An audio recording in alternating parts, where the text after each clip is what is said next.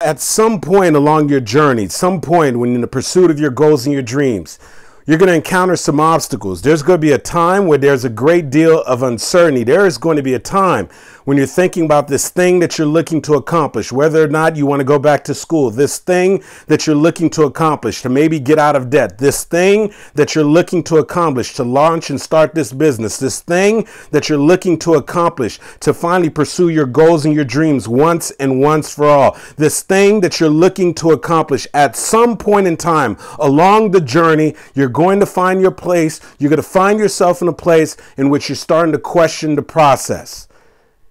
And you're going to start asking yourself that, am I going to be able to do this? Am I going to be able to get this business off the ground? Am I going to be able to get out of this debt? Am I going to be able to save this marriage? Am I going to be able to develop my voice and become this speaker? Am I going to be able to write and publish this book? Am I going to be able to overcome this bad diagnosis from the doctor? Am I going to be able to do this thing that I know is in my heart, that I know that I've been put on this earth to do? Am I going to be able to make this thing happen? There's also going to be times in the journey when you look around at your circumstances and you compare it to your dream. And when you look at the both of them, you realize that they're not in agreement. This dream that you have, this thing that you're looking to accomplish, is not in alignment. It's not in agreement with your circumstances. Why? Because your bank account is not saying what you want it to say. Why? Because you don't feel like you have the right contacts. Why? Because unfortunately, the diagnosis from the doctor is saying opposite to what you intended for the rest of your life. Why? Because you thought that when you said till death do us part, for happily ever after, you thought that it was going to be smooth sailing from there. And so there's at some point also along the journey, along the process, that you're going to be thinking about a goal, a dream, something that you've been looking to accomplish. And yet and still, when you look at the circumstances, when you look at the reality, when you look at your bank account, when you look at what you've accomplished thus far, when you look at your resume, when you look at all your resources, everything around you is saying that this thing is not possible. That there's no way that this thing is going to work out for you. That there's no way that you're going to overcome this sickness. There's no way that you're going to be able to get out of debt. There's no way that you're going to be able to take this business to the next level. There's no way that you're going to be able to accomplish the goals and the dreams. That's what your circumstances are saying. And so when you get to that place, when your circumstances are not in alignment with your dream, or when you get to that place in which you're pursuing your goal and your dream, and you're trying to make this thing happen, and you find yourself doubting along the process, and you find yourself saying, well, how is this thing going to happen? What is it that you're going to have to grab a hold of? What is it that you're going to have to lean on? What is it that you're going to have to do in order to push through that moment? What is it that you're going to have to do in order to get past what the doctor has told you? What is it that you're going to have to do that's going to allow you to continue to push forward when you look around at the circumstances, when you look at your bank account, when you look at the doctor's report, when you look at everything around you and it's not in alignment? What is it that's going to get you through? And if you're wondering what that thing is, you may be expecting a long, special response. I'm telling you right now, there's something that you need. There's something that you're going to have to draw from. There's something that you're going to have to learn to exercise. There's something that you're going to have to learn how to build upon. There's something that you're going to have to learn how to do in those moments. There's something that you are going to over time learn to have to walk in this place. And so you're saying to yourself, what is it? What is this thing that I'm going to need that's going to allow me to build this bridge between where I am right now and where I want to be? What is this thing that you're telling me, Andy, that I can lean on? That even though my circumstances are saying one thing, what is this thing that's going to allow me to push past the circumstances? What is this thing that you're telling me that I'm going to be able to draw from even at the moments when I'm feeling tired, even at the moments when I'm doubting my situation, even at the moments when I'm filled with fear. What is this thing? And the thing that I'm talking about is faith. That's right. It's faith. And you see, this is one of those topics that it's not an easy thing for people to grasp. Because unfortunately, when we're talking about faith, it's not something tangible. It's not something that you can put your hands out and touch. And oftentimes when we're talking about faith, it's not even something that you can see. And so you're saying to yourself, well, Andy, I don't understand. How are you telling me that the solution is something that I cannot touch? You're telling me that the solution is something that I cannot see.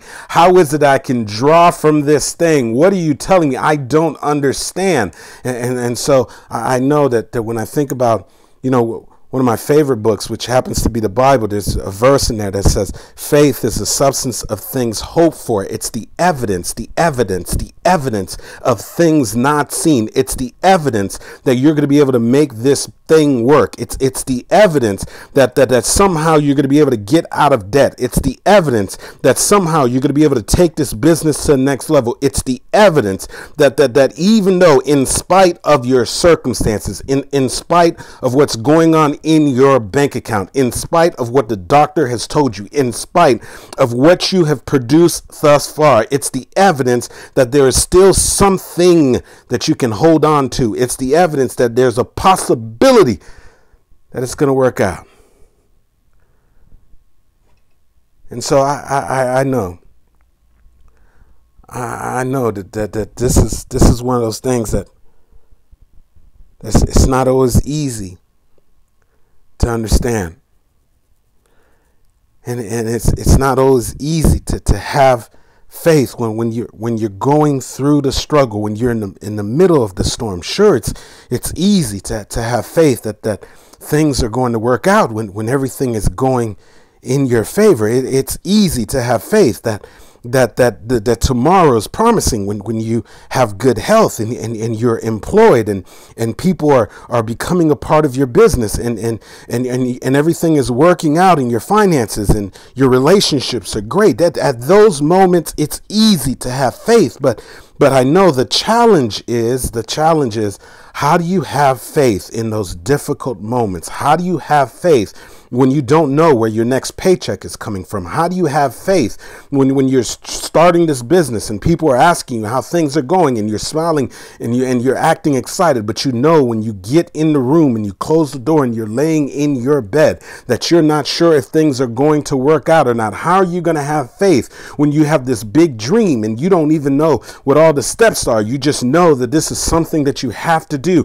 How do you have faith? How is it that you're supposed to lean on this thing that you cannot touch? How are you supposed to lean on this thing that you can't even see? And so because I know that this is one of those things it's not an easy concept to grasp. I don't think that there's any better way for me to bring this to life for you than to just share a story of what faith looks like. And so I remember it was quite a few years back. I was going to a training event, and this was actually a speaker training event. And believe it or not, this was actually one of my very first speaker training events. And not only, so I wasn't there as a facilitator, as you know now, many times I'm at those training events and I'm actually facilitating those events. At that particular time, I was an attendee. I was a student. I was there in order to learn, to learn how to craft my story. And so I remember getting to this event. And I remember first walking in. It was a large room, probably about 100 people in this conference room. And so we all sat down at the tables, and they broke up the entire room according to groups and tables. And so I sat down at a table, and there's probably about 10 people sitting at the table in my group. And this is one of those intensive trainings. And so one of the things that we were learning was basically how to identify what our stories were. And one of the things that we were practicing was telling telling our stories in front of the audience. And so throughout the training, throughout the day, we would engage in these exercises where we would stand up at our table and deliver 3-minute to 5-minute speeches to the people who are sitting at our table. And I remember sitting there in the training, and as we were looking around at the table, and there's this one particular gentleman who it was his turn now finally to sort of share his story and give his speech. And when this man stood up, and he started speaking, this man, he spoke with so much passion. He spoke with so much conviction. And he was so filled with emotion with everything that he was saying that his eyes would water up as he was speaking, that you can sense the emotion, the type of emotion that was piercing and the type of emotion that transfers. Every time he spoke, everyone leaned forward. You can feel the passion. And as you looked around, you could see everybody, as some people would begin to tear up, as other people would just, you can see them wearing the emotion on their face. And he started to share his story. He was talking about his wife. He said that he had fallen in love with the woman who was the absolute dreams, the woman of his dreams, and they had an extraordinary marriage. And so one day she went to the doctor, and unfortunately she got a diagnosis that she had cancer. And so, you know, they were hoping that she would be able to fight and beat the cancer, but unfortunately her health began to deteriorate. And he said that I didn't want anybody else taking care of my wife. I loved her so much.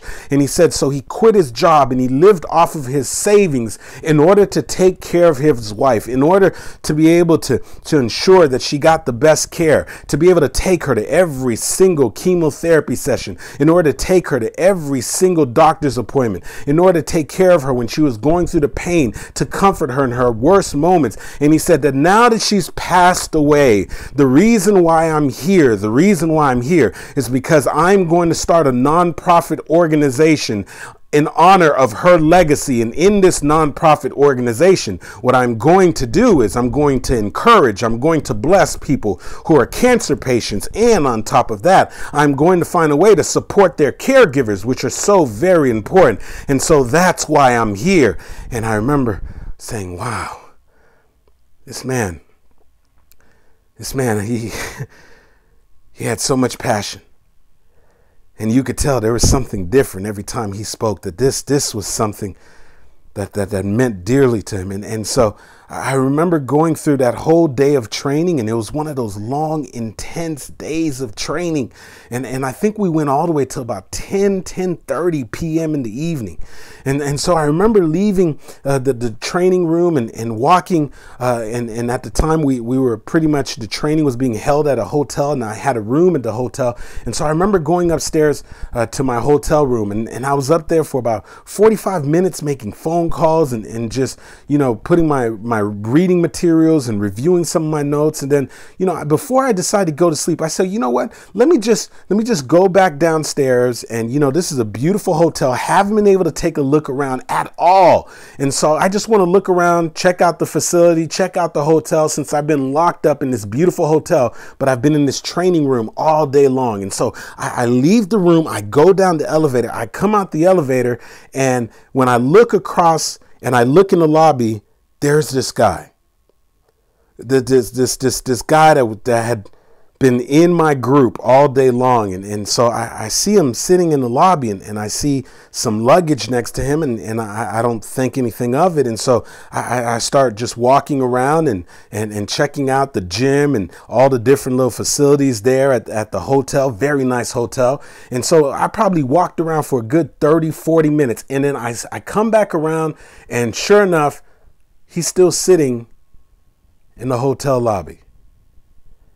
And there he is. He's sitting on this couch, and next to him, I see his suitcase. And so I go up to him, and I said, listen, man, I just got to let you know, you know, I really, really enjoyed your story today in our session, man. I said, man, obviously your wife, she must have meant so much to you. And you know, I think it's really awesome that you're starting this nonprofit organization, and I think that this thing is really going to be pretty amazing, man. I'm looking forward to tomorrow's coaching session and the training, and I think it's really going to be great.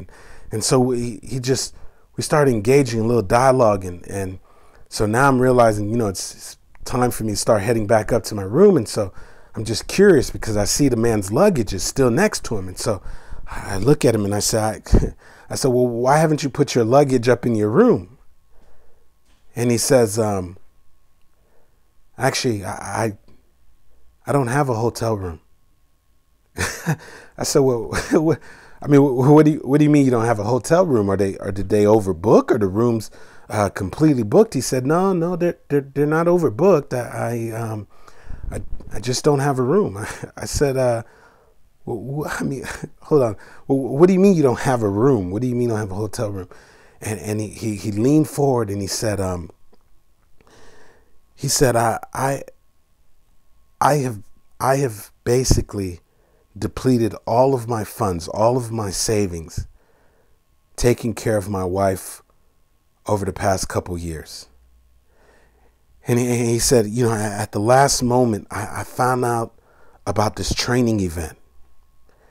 And he said that I knew that I needed to be here at this training event because I know that a great part of the success for this nonprofit organization is going to be based on me being able to share my story. It's going to be based on me being able to share the cause in order to raise money and really be able to make a real impact with this nonprofit.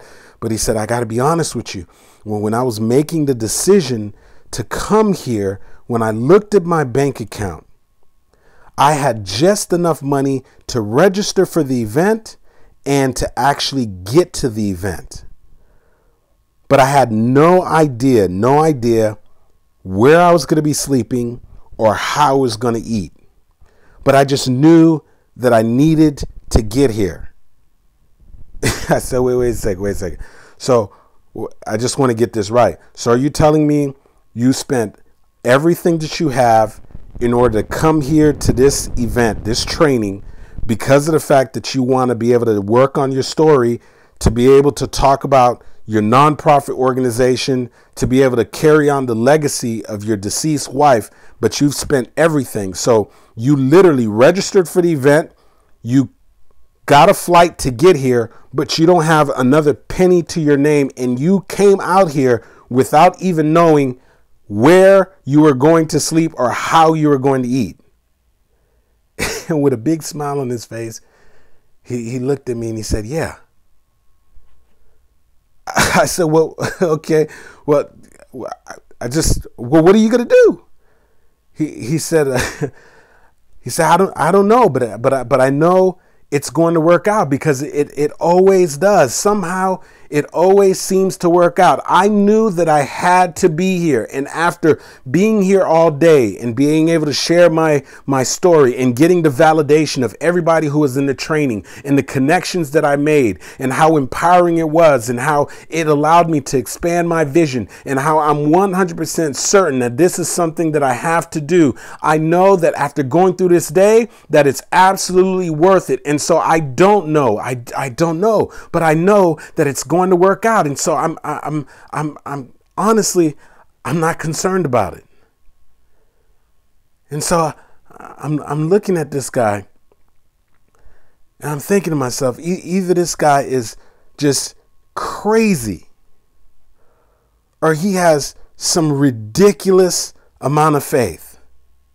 And I'm thinking, I'm thinking to myself, as much as I'm into personal development, as much as I believe in pursuing my goals and my dreams, I'm thinking about if I was in that situation and I had left my job and I still didn't have a new job and I had depleted all my funds and that was all the money that I had left in my bank account. If I would take all my money to register for an event, catch a flight, not even knowing where I was going to sleep for the night, I just don't know if I would have had that kind of faith in order to do it. And so I looked at him and I said, well, is there anything that I could do to help you out? And he said, no. He said, I'm okay. I said, are you sure? Is there anything? He said, no, I'm okay.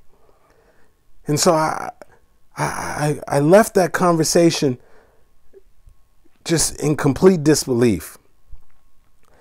just trying to figure out that what kind of conviction, what level of faith do you have to just decide that you're just going to go out to a training event and just use everything that you have left to your name, not even knowing where you're going to stay or how things are going to work out, how you're even going to put food in your stomach, and just be willing to put it all out on the line. And so when I got up to the hotel room, I just kept thinking about this and and I said, I've got to do something here. And so I made a phone call. I called downstairs to the hotel lobby. I said, listen, I said, I'm currently in a room that has one king size bed. I said, do you have any rooms that I can transfer to that has 2 queen size beds? They said, and the lady at the front desk was very nice. She said, yes, I can transfer you to a room with 2 queen size beds. As a matter of fact, we can have somebody come upstairs and help you move your stuff and also walk you over to your new room. I said, I'd like that. Thank you very much. And so I hung up the phone and sure enough, not too much afterwards, I got a knock on the door. One of the concierge men came and walked me over to a new room and gave me my cards. And so I'm sitting there and I'm contemplating in my mind. I said, I got to go down there and just see if this guy wants to go ahead and just use this other bed in the room. I said, this is bizarre. This is crazy to me. And so I go down and so now I'm wondering if he's even still in the lobby, and I go down the elevator door opens up. And I look, and I'm telling you, I look at this man and I see him, and there's not an ounce of concern on the man's face. He's sitting there just as relaxed as when I last saw him. I'm just thinking to myself that if that was me, I would be walking back and forth. If that was me, I'd be making phone calls. If that was me, I'd be trying to figure out how in the world or where I'm going to be laying my head. I said, if that was me, I don't even know if I would just be able to sit there calm like that. This is ridiculous. And so I walk up to him. I said, listen, hey, I think it's awesome, man. It's awesome that you decided to come out here and pursue this dream that you have to be able to start this nonprofit in order to honor your deceased wife and be able to help other people with cancer and their caregivers. And I said, listen, I've got a room here that actually there's 2 queen size beds in the room, and of course, I won't be sleeping on both of them. So you're more than welcome to go ahead and be my roommate over this weekend event, and you can use the other bed in the room. And I saw the emotion in his eyes, and he stood up and he looked at me right in the eyes. He said, are you sure? I said, yeah. He said, are you sure? I said, yeah. And he said, I just want to say thank you. He said, I knew that I needed to be here, but I knew that I didn't have enough money to make it through the weekend. But something said that everything would work out if I would just have enough faith. If I would just have enough faith. And he said, and just like I thought, it's going to work out. And I remember just walking with this guy and just constantly just turning over and looking over at this guy and saying, what faith? And so here's what I know. That right now that there's something that you may be in the process of doing. That there's something that you're working on, that you are wanting to happen for you.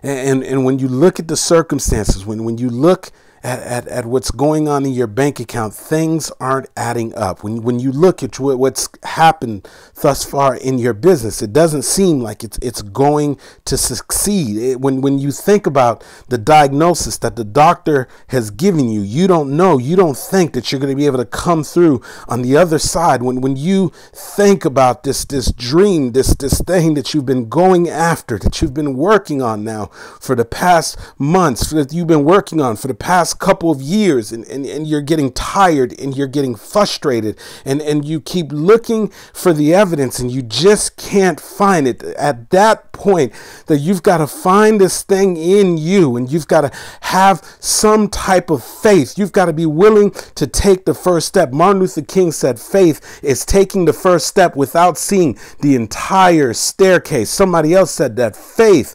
isn't faith until it's all that you're holding on to. And at some point, sometimes that's the only thing that you can hold on to, that your bank account is not going to validate you, that the people around you are not going to validate you, that the results that you've produced thus far is not going to validate you, that when you look around and you're looking for the support, it's not going to be there. When you try to plan out all the steps, you don't know how you're going to do it. But sometimes faith isn't faith until it's all that you're holding on to. And at some point, you've got to be willing to move forward and step forward in faith. At some point, you've got to have the faith to keep submitting the resume. At some point, you've got to have the faith to keep getting up every single day and working on your business. At some point, you've got to have the faith to believe that even though the doctor told me that this is terminal, even though the doctor told me that I'm not going to be able to do this thing, that I'm going to keep pushing forward,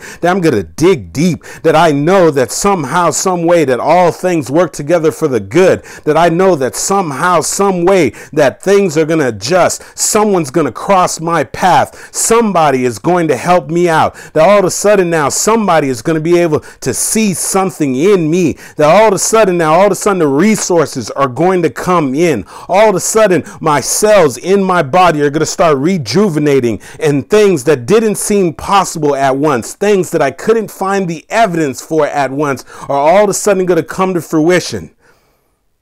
Because faith is the substance of things hoped for. The evidence of things not seen. And so even if you can't see it right now, know that there's something working in the background. There's something that happens if you're willing to move forward in faith, even though you can't even conceive it right now, because it just seems so far away, that there's a greater power that's moving in your favor, that's going to orchestrate stuff, that's going to make things happen, even though you're beginning to doubt yourself, even though you're filled with fear at times, even though you're questioning the process. Trust and believe that there is something that you'll be able to draw from that tells you to keep pushing forward. There's something that you're going to be able to draw from, even though when you can't see the light at the end of the tunnel. There's something that you need to draw from, even when the times when you feel like quitting and the times that you feel like curling up. There's something that you need to pull upon, and that thing is faith. Take the first step even when you can't see the entire staircase. Faith. Pick up the phone and make the phone call. Faith. Show up anyway and just figure it out. Faith. Regardless of what the doctor said, find a way to just keep pushing forward. Don't lay in the bed and all of a sudden just take his words that he doesn't have the final say so, even though the doctor gives you the word. As Lewis Moore and Les Brown would say, it's up to you to receive the word. Faith that there's something in you. There's someone that's working in your favor, that no one can tell you how your story ends, that God is working on your side, that there's something in you. It's going to allow you to get through. And so you're asking, what is it? It's faith.